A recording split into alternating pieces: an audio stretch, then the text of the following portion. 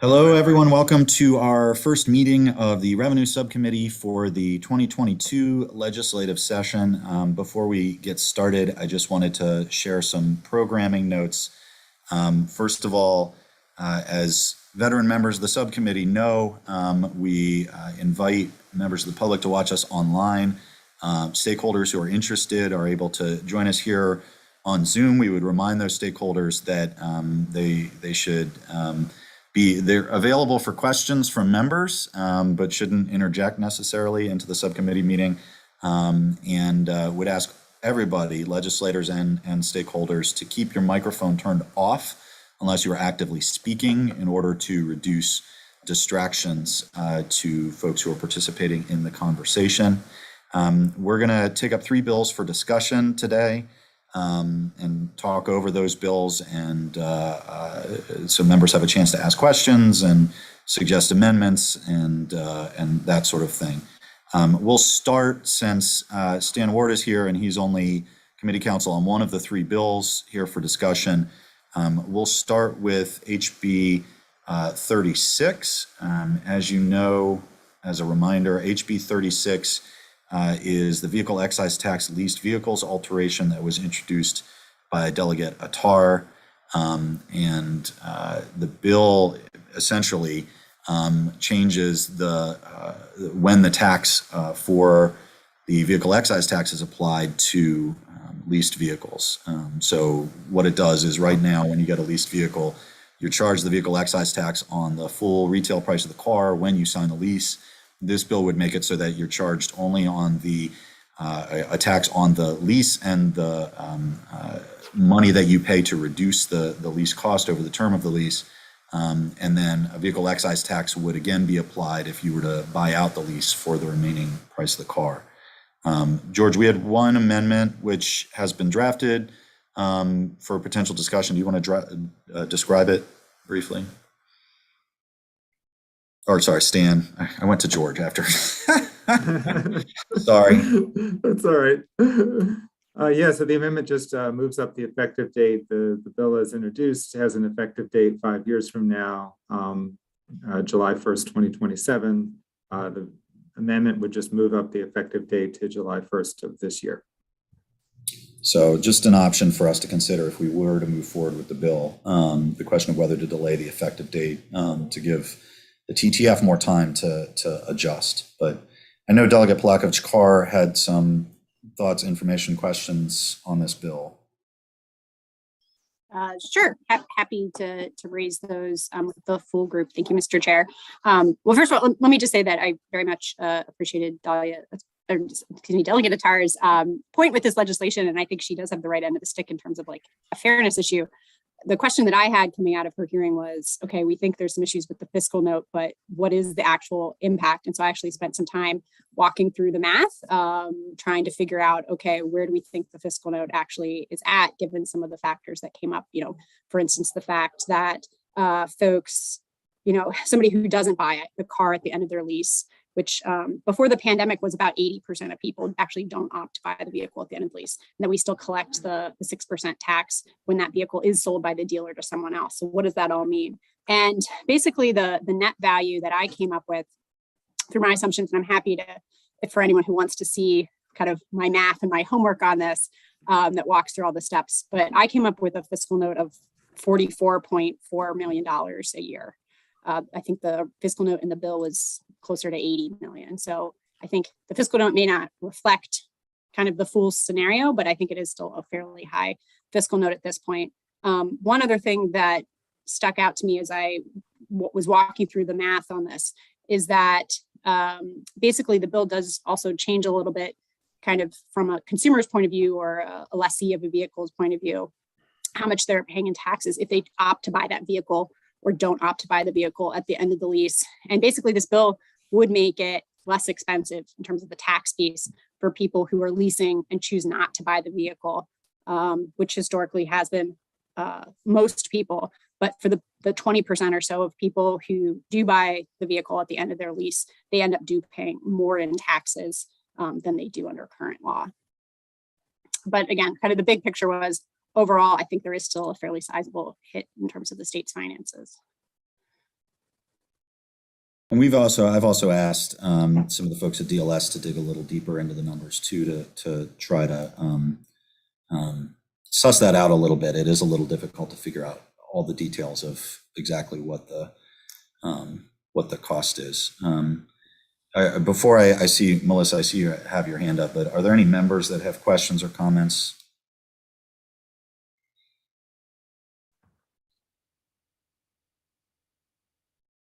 This is called wait time, given my 3 to 5 seconds. Oh, is this the time where we're supposed to say something? Feldmark's up there. If you want to, I'll go to Feldmark.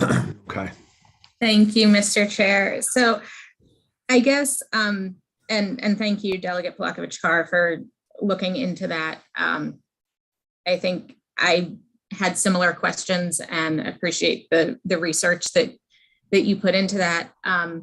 I guess it seems to me there's a couple of a few different pieces of impact to look at, right? What's the impact on someone who leases and then buys the car? What's the impact on someone who leases and doesn't buy the car? And what's the impact on the state? And I guess, when we look at our fiscal impact from the fiscal note, it's by fiscal year, right? And so part of what we're doing here is changing the timing of when taxes get collected, right? And I'm not sure we have maybe, how do we look at that sort of long-term as opposed to the impact on any given fiscal year, right? Like if we're just sort of rearranging revenue, that's one thing. But I think we're rearranging and losing. But I'm not entirely sure we have the facts to make me feel confident about that. That's sort of what I suspect. I mean, I would think that's a generally fair characterization. So part of the challenge here, first of all, is that the car market has gone through some crazy, issues right now. So Delegate Polakovich-Carr premised her analysis based on the traditional numbers before the pandemic, where only 20% bought out the lease.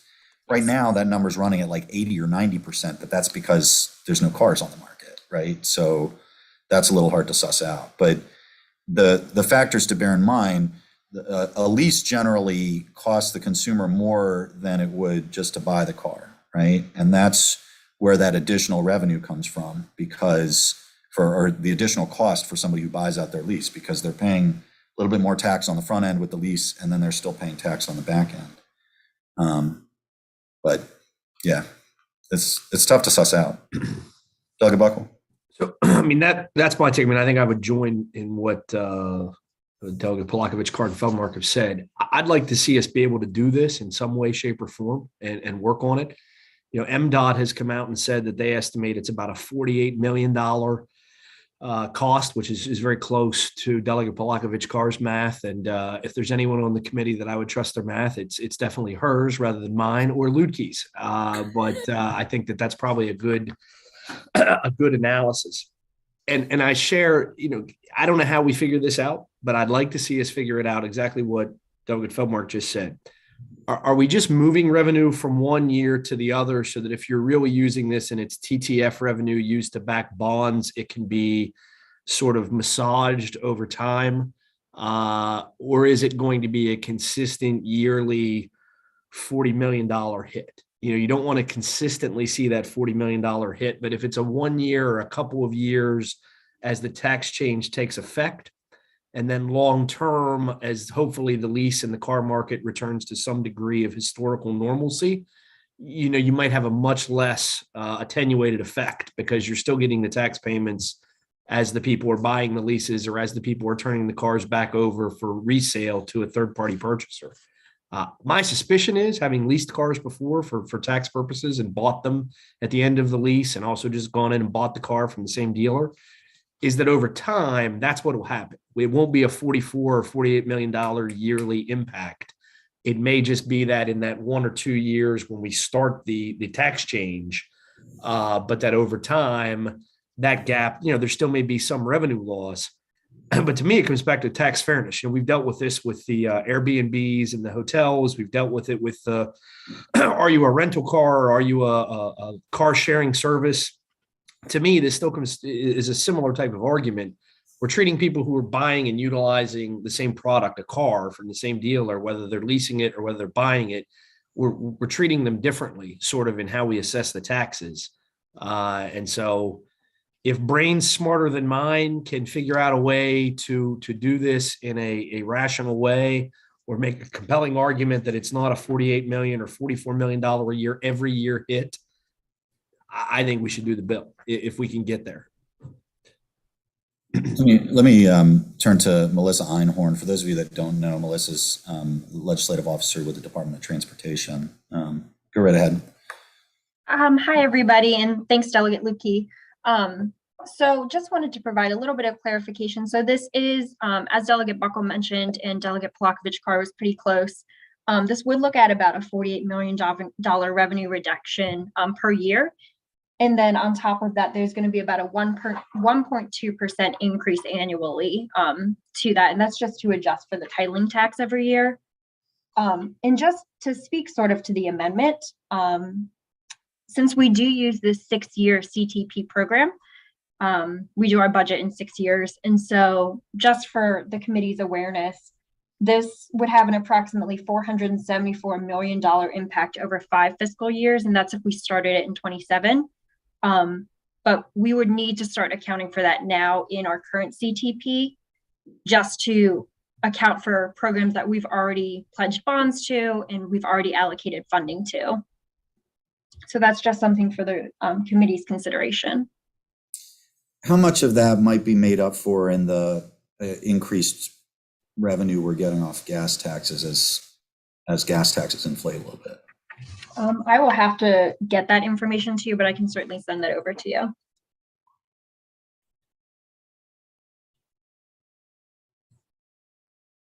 Are there anybody have questions for Melissa or?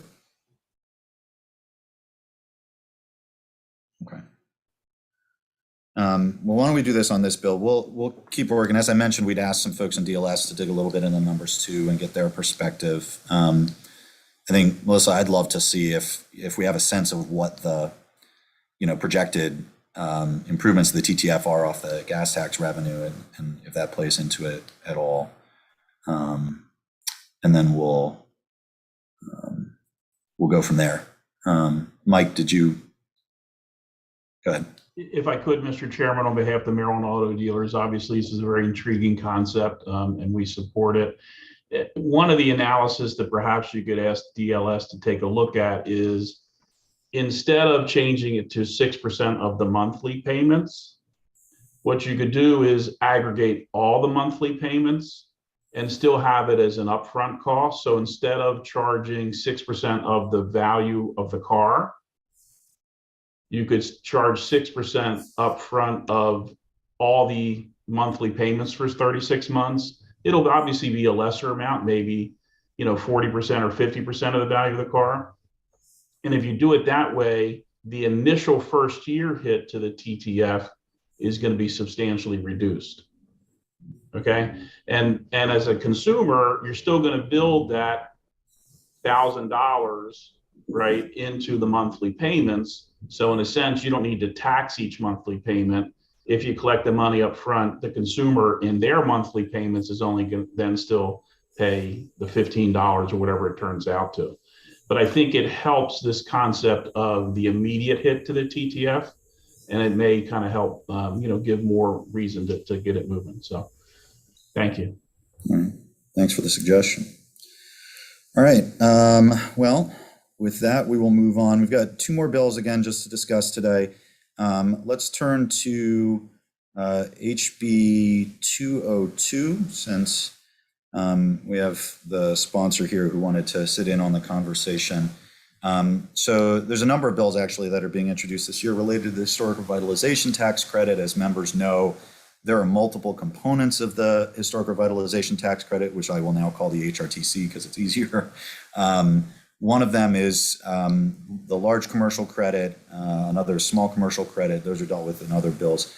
This bill relates specifically to the residential credit. And right now, the minimum applicable, sorry, let me pause. And thanks, Stan, for joining us and participating in that discussion. I appreciate you, Stan. You don't need to hang out on the Zoom if you, well, I'm sure you have better things to do, so. See ya. And anyway, so the bill proposes to decrease that threshold from $5,000 to $2,500. And George, we haven't seen any amendments proposed on this bill, have we? Correct. No amendments have been submitted. Okay. Thoughts or questions from members about this bill?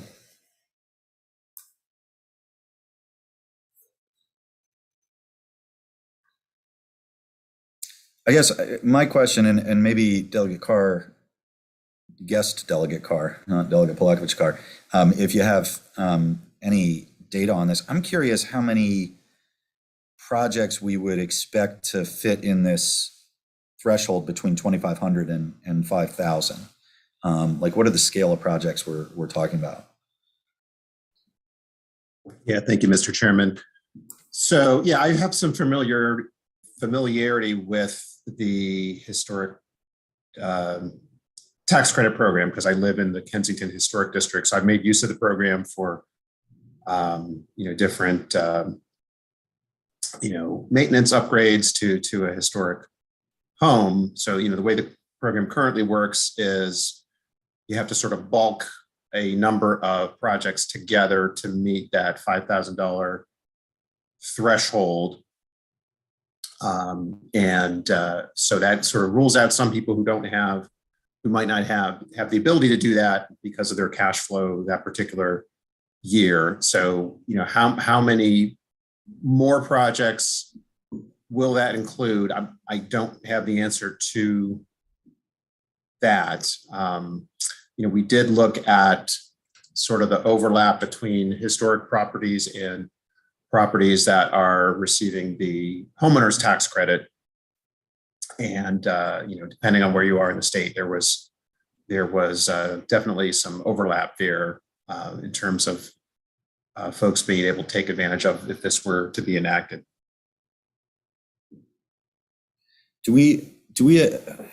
I haven't seen data. Do we have data on sort of where people are taking advantage of the residential HRTC? I mean, is it being disproportionately used in wealthier parts of the state?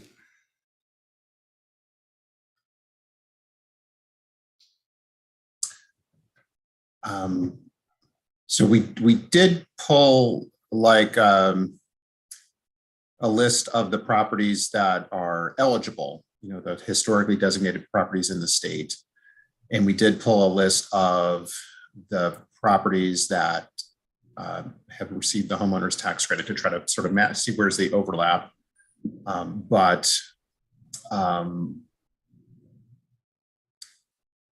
don't know like which jurisdictions are taking relative advantage of the historic tax credit or the wealth of the individuals involved, but I do know from personal experience that it can be out of reach for folks who don't have the the cash flow that particular year and are trying to make some repairs or upgrades to their home and might end up missing out on this credit and having to pay more than they otherwise would have, were they able to meet the threshold.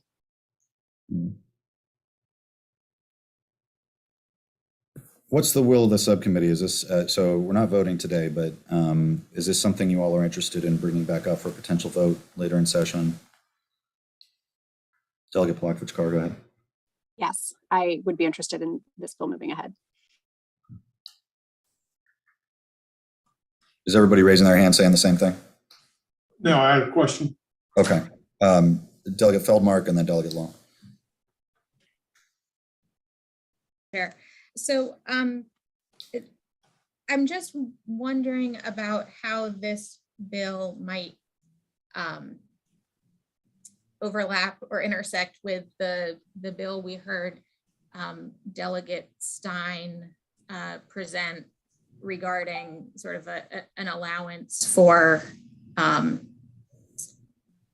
for income to exceed the threshold for the homeowner's property tax credit due to a hardship. And wondering, when I think about folks who would qualify for the homeowner's tax credit and the idea of a $2,500 repair to the home, that in most cases will be a hardship, right? That's going to be a challenge to pay for. And obviously this making this tax credit accessible will help with that. But I guess I'm curious if that might actually be a good overlap, that if someone has the need to make repairs to their home and can't afford that in their sort of regular annual budget, goes in, dips into savings or something, makes a withdrawal to be able to afford that repair, that could in fact be exactly the type of scenario that Delegate Stein is trying to address in his bill. And I'm just wondering if we should keep an eye on how those might work together. Delegate Stein's bill, is that a local bill? Is that a Baltimore County? It is, although I think with the amendments he's proposing, I would support making it statewide. So that's probably a separate conversation. But it just seemed like there's actually sort of a natural connection here between these two bills. So. Okay. Delegate Long? I just wanted to clarify, this tax credit is for owner-occupied properties, correct? Yeah. It's owner-occupied properties, and they have to have a historical designation, which requires them to be at least 50 years old. So, one of the factors that's going on with this credit right now, with the residential credit, is that we have a whole generation of housing built in the post-war housing boom that is now becoming eligible for historic designation. That doesn't necessarily mean they'll get historic designation, because that's a process too. But they become potentially eligible for this credit. One last question. I thought in order to be designated as a historical area, I thought it had to be designated by the county or the city or local municipality. Or is the threshold 50 years? So, George, correct me if I'm wrong. Are there multiple avenues for historic designation that would qualify for this?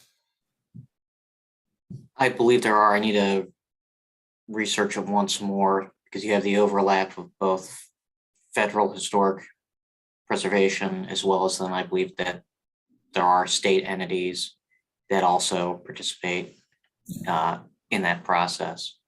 If you give me a few minutes, I'll look into that. We can. Why don't we look into it for the next time we bring this bill up? It sounds like there's interest in discussing the bill further. I will say, Delegate Long, one of the things the feds have done more with the National Register of Historic Places is that there are places in the state now where instead of trying to designate an individual house, they'll designate an entire neighborhood a historic district, and all the houses within it will qualify. And Mr. Chair, if I may, sure.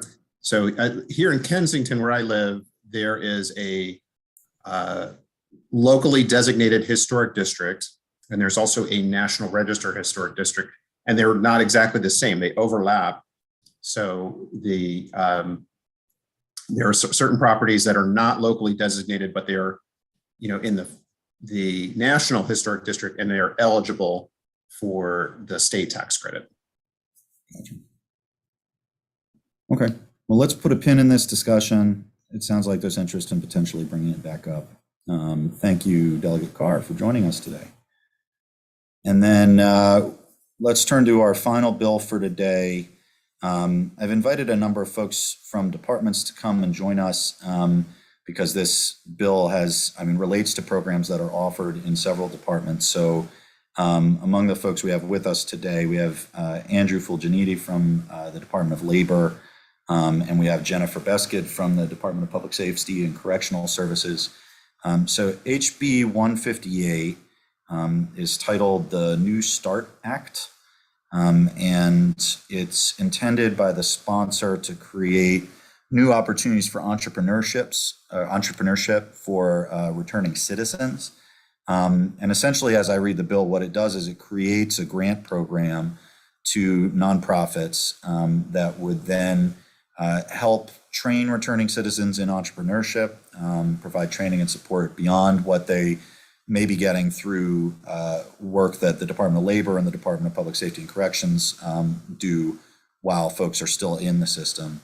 But then also create an opportunity for essentially microloans or small business grants to help returning citizens get new businesses off the ground. George, did I mangle that description, or is that okay? All good, sir. All right. So Andrew, Jennifer, I don't know if you wanted to, I know we got some testimony from the departments about what's already being provided in terms of entrepreneurship training for folks that are in the system or leaving the system. I don't know if you all wanted to describe what programming currently exists for folks in entrepreneurship. Sure. Thank you, Delegate. I can comment on some of the things the Department of Labor does. And I think it is included in some of the notes that were provided, but the department actually is about to begin a new program actually this month at two of the correctional facilities in Maryland, in Jessup and our Dorsey Run, the correctional facilities. And at both of those, we are planning to launch entrepreneurial classes. They're 8-week courses that are going to provide, they're going to go with our correctional ed department, going to give, the skills necessary for entrepreneurship. And so those are two brand new programs that we're launching currently. So that's one of the example of the training we do. And then just generally, the department has been kind of involved in this space a little bit with other programs. We have a registered apprenticeship program for formerly incarcerated. It's a pilot program. It was passed from legislation, I want to say 2 years ago or a year ago. We just issued a policy on that in January. So we're in the process of standing up that registered apprenticeship program, looking to fill a void for returning citizens in certain areas in the state. And then we also have just generally with our, like I mentioned, our correctional ed division within our Division of Workforce Development and Adult Learning that's in the prisons behind the fence providing education. But outside, we have reentry navigators in our American Job Centers, and those they fill a void where they're directly working with returning citizens, both the citizens directly and also employers to connect them to the jobs in the areas. So we have those are kind of some of the key functions and programs we have at the Department of Labor. So I just wanted to give that for context, but happy to answer questions if you have some. Sure. Delegate Charles, good. Oh, I'm sorry, Jennifer, did you have anything to add? Thank you to Delegate, but no, I believe Andrew covered all of it. Okay, thank you. Go ahead, Delegate Charles. Hey, thanks, Andrew. I appreciate you for educating me on some of these programs that Labor actually has in place. But as I read through the bill, I see that this particular bill is focusing on using the Governor's Office of Small Minority Women Business Affairs. And I think that's probably more so due to make sure there's an equitable distribution of resources and that folks from all walks of life actually get the accessibility to some of these grant dollars. What are you guys doing at Labor to make sure there's equitable distribution? Sure. So, I think, like I mentioned, we have, I think reentry navigators are one of those key things. We have those spread out across the state. They really are focused on working in the communities in which they reside. So we have 24 different areas that we serve throughout the state. So they are connected to the businesses in those areas that employ individuals with certain backgrounds and things like that. So it is very locally focused. So they have connections with employers that are looking to hire and have programs that are available to returning citizens. So I don't know if that directly addresses it, but I think that's one of the ways we're trying to ensure equity. I think you're on mute, Delegate. let me be a little bit more specific then. Who are the current grant holders, that are providing these reentry navigator programs that you guys have in place? They're state employees, right, Andrew? Correct. Yeah, and Gotcha. that's provided through federal grant funding. So this isn't a separate nonprofit entity. No, that's Okay. correct. They're state employees. Okay, so yeah, I think this particular bill is actually going after nonprofit organizations. So you get a little bit more granular with being able to provide those services for people who are more in tune with the community as well. Do you think that's beneficial at all? Or a way to cross-pollinate between what you guys are doing and what this bill is trying to accomplish? Yes, certainly. We administer several grant programs at the Department of Labor, and so we're familiar with kind of that. We work very closely with a lot of workforce partners in this space. So, we work closely with any entity that's looking to do workforce development, whatever the specificity is. So, certainly understand the intent and think it's a good intent. But Andrew, let me Thanks, Andrew. Sorry, Delegate Charles. Let me ask you a question. Those reentry navigators, they're primarily focused on placing folks in a job, or do they work with folks because the bill is more oriented towards entrepreneurship, right? Starting your own small business. Do the reentry navigators assist with that, or are they really focused on placing somebody in a position with an existing company? they kind of serve a dual role. So our American Job Centers serve not only individuals looking for jobs, but also employers looking to employ individuals. We also have programs and resources for individuals looking to start businesses. The navigators, so other individuals in those job centers would probably be able to provide resources that affect. Our navigators are more connecting individuals to opportunities and employers to workforce. But then the folks you have in the job centers that are doing some of that work, helping people engage in entrepreneurship, they're not necessarily focused specifically on this population. They're anyone who needs help.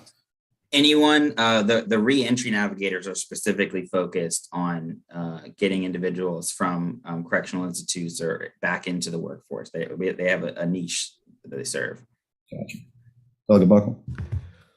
So, I kind of philosophically, when we heard this bill, thought, well, I probably would oppose this bill. But in looking at it, I really do appreciate what Delegate Lewis and everybody's trying to do.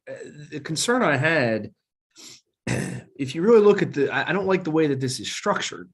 I'm looking at page 4 of the fiscal note, and it says, well, we're going to give $700,000 to try to help people who've been incarcerated start a business.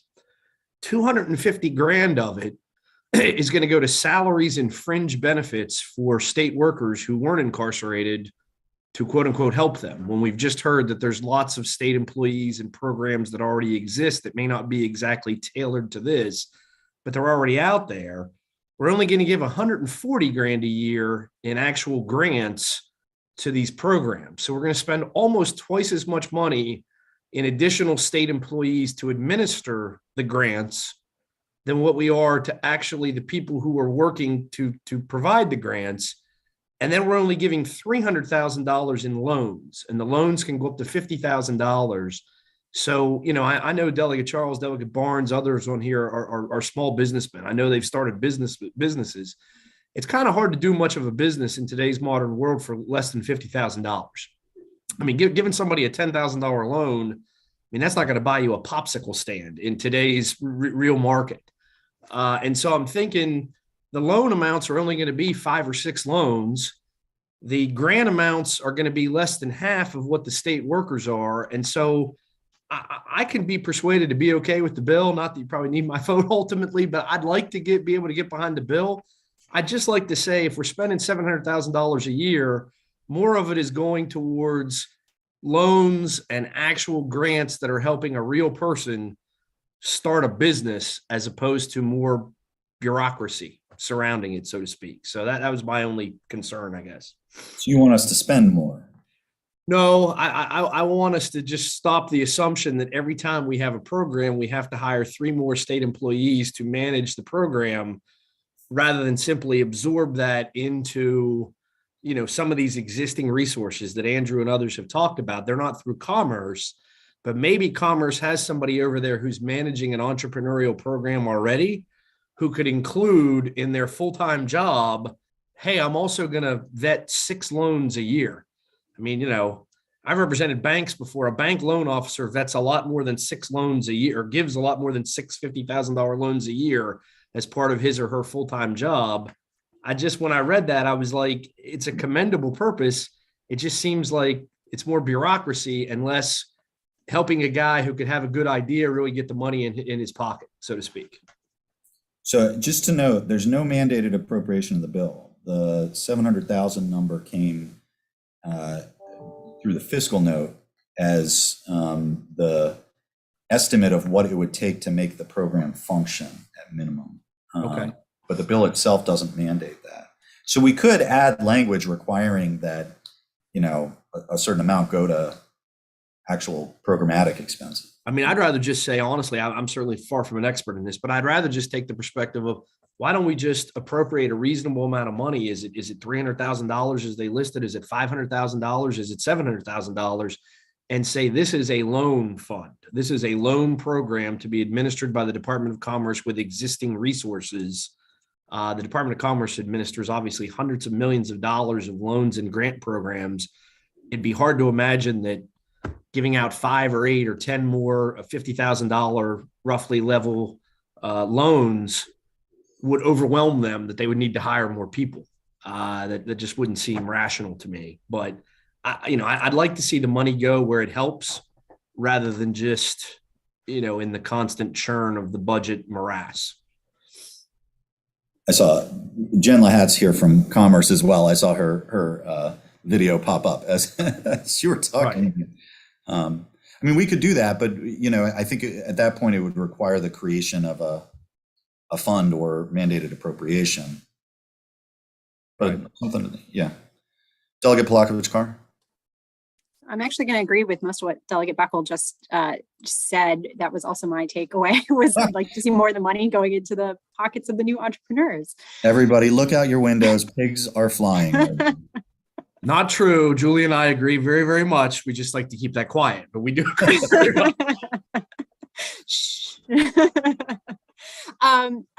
One of the things as I was looking through the bill again last night that occurred to me is is there any lessons we could learn from how TEDCO administers any of their funds, or I'm probably going to get the acronym wrong, but the SMOBA fund, that's SMOBA, yeah, that's from the VLT funds, in terms of how those are administered, and that might be applicable in this case, where we might even leverage some existing, staffing resources to get this one off the ground. Also to say, in looking at the reporting requirements, I definitely would like to see that beefed up in terms of what we're finding out about in terms of outcomes from the program as well. But in general, supportive of the intent behind the bill. Delegate Barnes?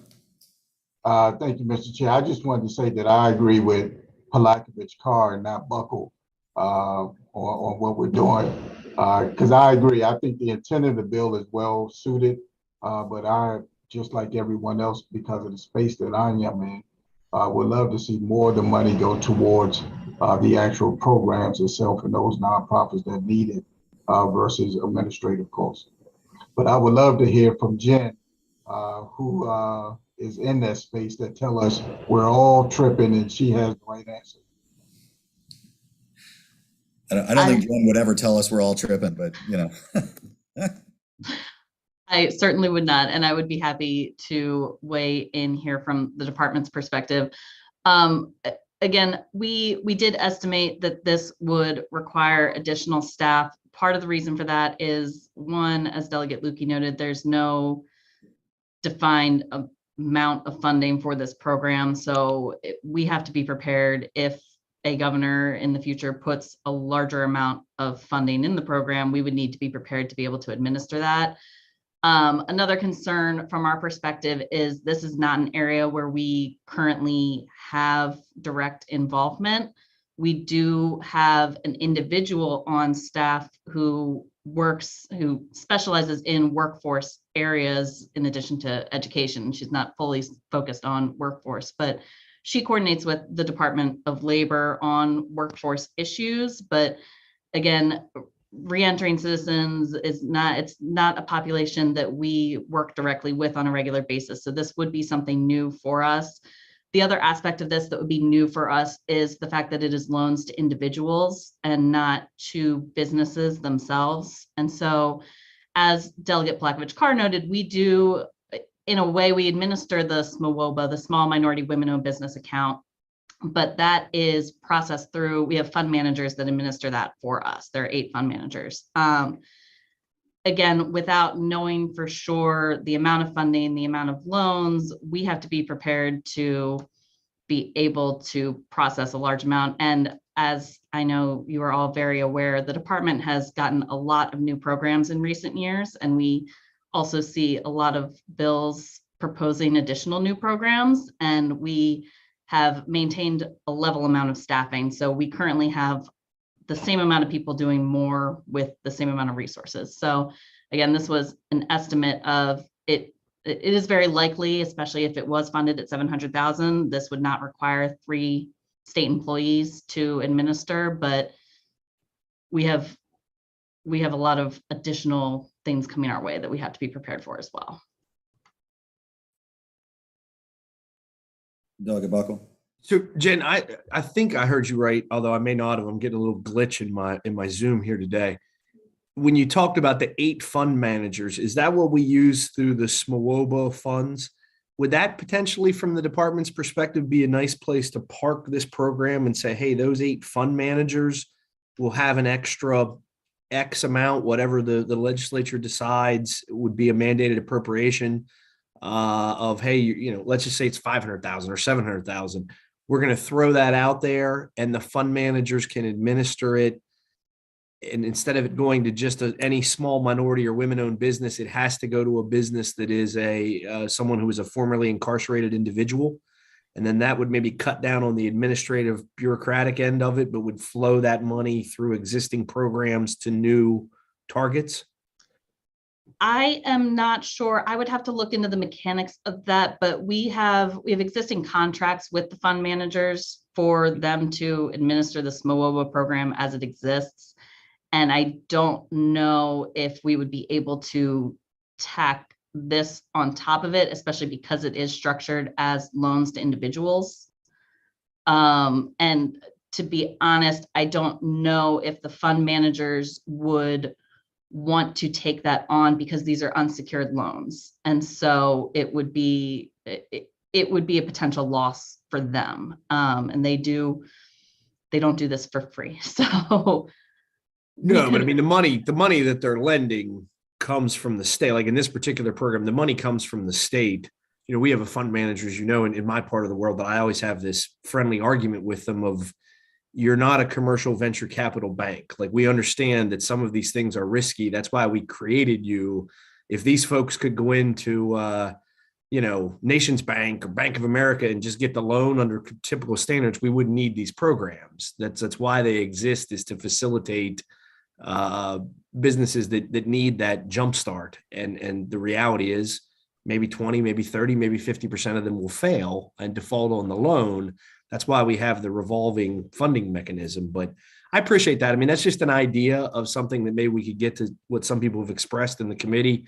We'd like to see something happen. We just don't want to see it become, a bureaucratic program more than a results-oriented fund. So thanks for that. Other thoughts or questions from members? I mean, another idea, not to throw Andrew under the bus here, who's been very helpful, but if labor through their adult education programs or correctional education programs is already providing some training within the facilities for entrepreneurship, there is a logical, at least for the portion of these grants that are focused on entrepreneurial training, not the loans, but the actual training, there's a logic to labor administering that portion of the grant, right? So, Andrew, I don't know, that's something to think about if you want to provide us with feedback on it. Yeah, no, certainly. I think you're right in that aspect. I mean, that portion of this, like you said, there's the loans portion, which we are not involved in that realm and wouldn't really we don't have a mechanism for for issuing those. But the grants, like I said, we have plenty of grant programs. We administer grant programs. This would be one more that, as Delegate Buckle said, we may be able to incorporate within existing resources. I mean, anytime we add a grant program on, we typically just take some administrative costs to be able to administer it or add it to one of our grant administrators' time, if you will. But in terms of the content and the subject matter of this, it does, would fit more under our purview. All right, that's helpful. Any other thoughts or comments from members?